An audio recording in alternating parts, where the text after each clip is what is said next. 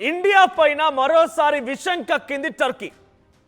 UN వేదికగా కశ్మీర్ అంశాన్ని ప్రస్తావిస్తూ టర్కీ ప్రెసిడెంట్ ఎర్డోగాన్ మాట్లాడుకొచ్చారు. అసలు ఆయన కూడా మాట్లాడడానికి ఫస్ట్ నిజంగా ఆయనకి ఆ కన్సర్నే ఉంటే కశ్మీర్ అనే అంశం పైన చర్చ జరగాలనుకుంటే పాకిస్తాన్కి బుల్లెట్లు ఇచ్చి, పాకిస్తాన్కి గన్నులు ఇచ్చి, పాకిస్తాన్కి డ్రోన్లు ఇచ్చి, పాకిస్తాన్కి మిసైళ్ళు ఇచ్చి భారత్పై ఎందుకు ఎక్కువ పెడతాడు? కాశ్మీర్ ప్రాంతాన్ని ఎందుకు ముక్కలు చేయాలనుకుంటాడు? ఒకప్పుడు ఈ పిచ్చి కుక్క కూడా మనం సాయం చేసిన వాళ్ళమే.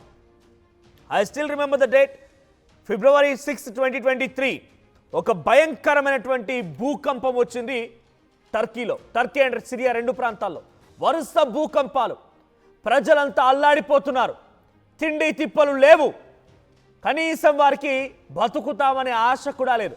అదే సమయంలో ఒక ప్రత్యేక యుద్ధ విమానం ద్వారా భారత్ నుంచి అటు తినుబండారులు కానివ్వండి, ఆహారానికి సంబంధించిన విషయంలో కానివ్వండి, ప్రత్యేక విమానాలు ఒకటి కాదు రెండు, ఇలా ఒక పదుల సంఖ్యలో విమానాలు వెళ్ళిపోయి టర్కీలో మెడికల్ ఎమర్జెన్సీ ఉంటే మెడికల్ ఎమర్జెన్సీకి మనం హెల్ప్ చేశాం, మనం ఫుడ్ ఇచ్చాం, మనం కట్టుకోవడానికి బట్టలు ఇచ్చాం, అన్ని రకాలుగా టర్కీని ఆదుకునే ప్రయత్నం చేశాం.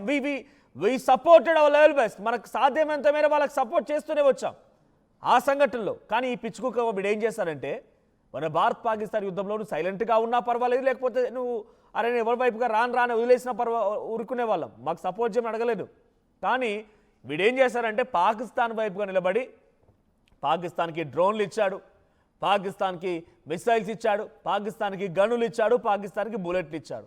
ఈ పిచ్చి కుక్క పాకిస్తాన్తో కలిసి మళ్ళీ మనపై అందుకే అంటుంటారు, పాలు పోసి పామును పెంచినా కక్కేది విషమే కానీ అదేమో సుగంధ ద్రవ్యాలను మనకి ఇవ్వదు కదా అని చెప్పి ఇక్కడ మనం పాలు పోసి ఓ పామును పెంచామన్నట్టుగా మనం అర్థం చేసుకున్నాం. పోనీలే ఎంతోమందికి భిక్ష వేస్తున్నాం, వీడో భిక్ష కాడని కొంచెం చెప్పి వదిలేసాం. ఎంతోమందికి ఎంతో భిక్షలు వేస్తున్నాం, ఎన్నో రకాలుగా కోల్పోయినా పర్వాలేదు మన వాళ్ళే కానీ అనుకున్నాం. అలాగే ఈడు కూడా ఓ భిక్షగాడు అనుకున్నాం, అంతేగాని మనం తప్పుపట్టలేదు, ఇబ్బంది గురి చేయలేదు, మనం ఇక్కడ కూడా మాట్లాడలేదు.